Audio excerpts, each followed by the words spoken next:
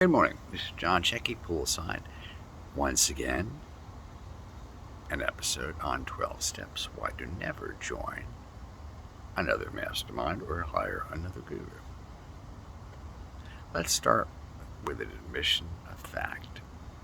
Once you get into the habit of joining masterminds, it kind of becomes an addiction, much like buying anything from golf clubs to collector cars, to flowers, or any other fanaticism or obsessive compulsive behavior pattern that preys upon a couple of different psychological problems. Number one,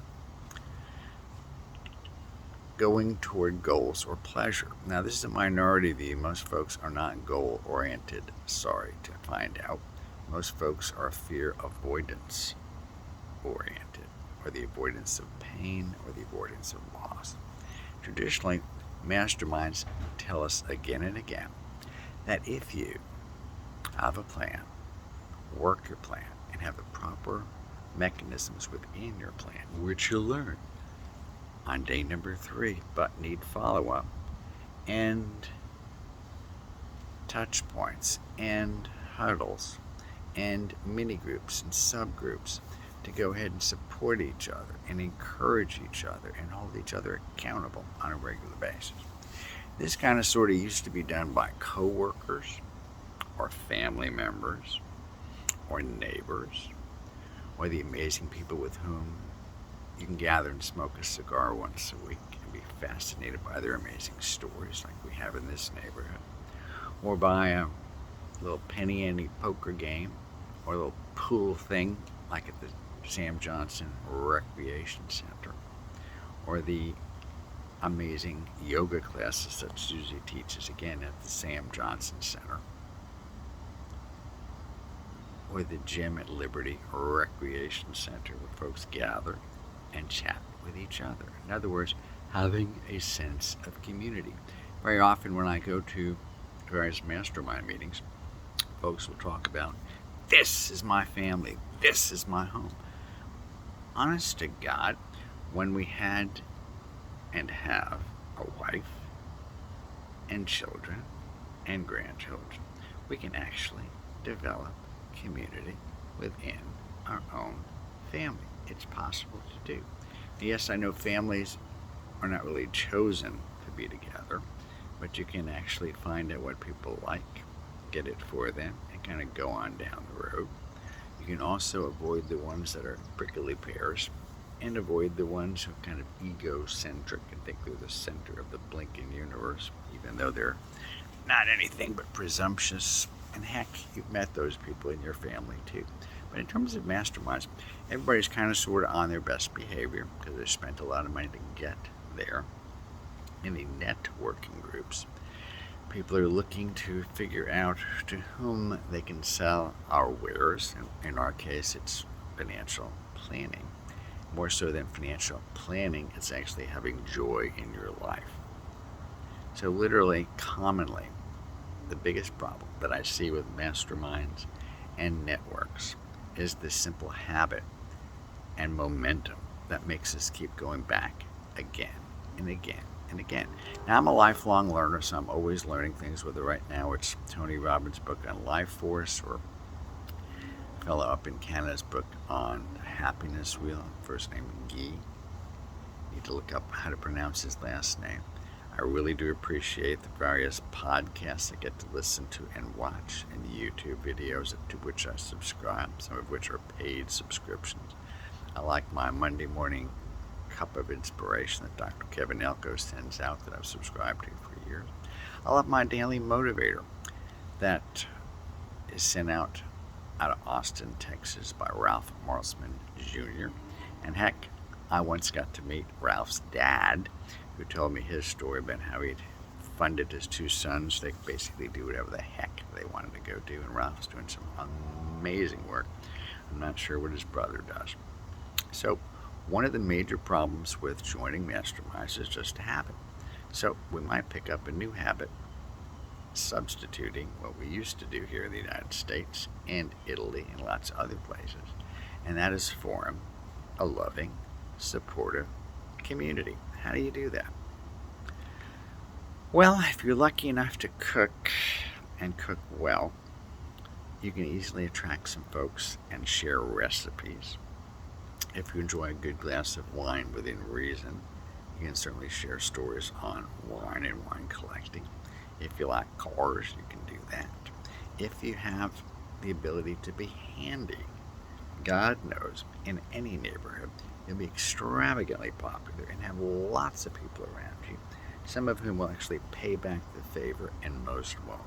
Same is true with flowing parties at your home. You can pretty well count on the world being divided into takers and givers, and it seems like there are a lot more takers than givers.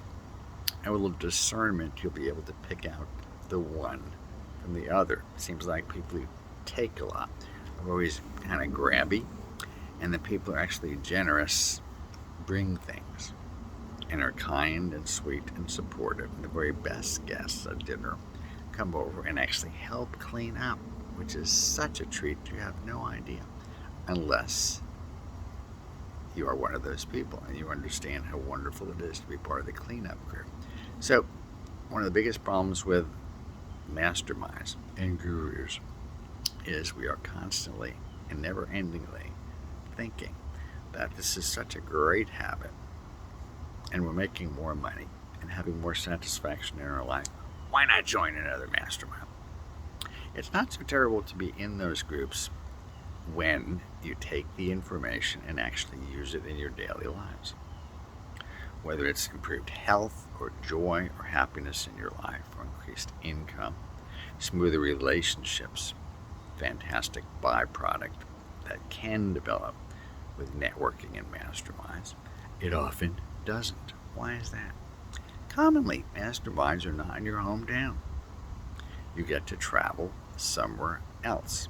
Now, it used to be when I was younger and enjoyed traveling, that was a great adventure. As soon as I had my own children and a wife, I sure did not want to travel so much, not unless I was with my children.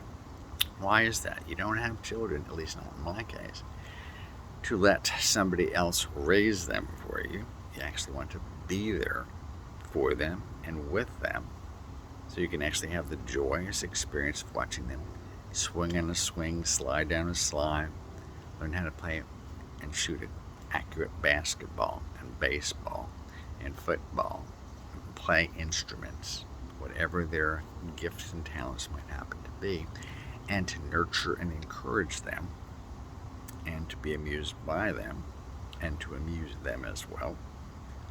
So that on Mother's Day and Father's Day, you don't have to call and say, gee, I'm just calling you to see if you want to wish me a happy Father's Day if you're a guy, or happy Mother's Day if you're a lady. Excuse me. Or worse, say, gee, why don't you ever call me? So, what's another good reason not to join a mastermind? It could be a habit that you can break.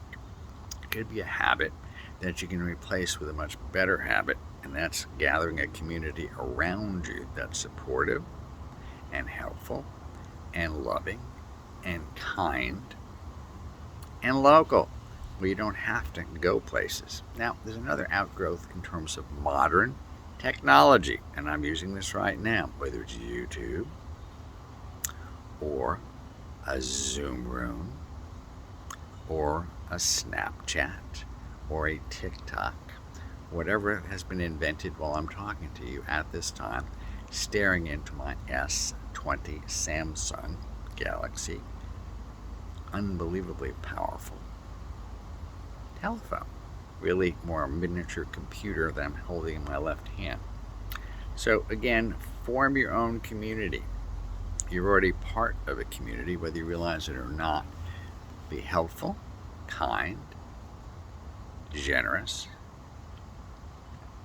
and realize that yes, takers seem to have all kinds of amazing stuff, but givers sleep much better at night, are more attractive, more helpful, and you don't have to remember what you said, because people will be kind enough to remind you of whatever it is you said and look forward to actually seeing you. So you walk into a room, people are happy to see you, as opposed to avoid your gaze. This is John Checky, co-founder of Checky Financial.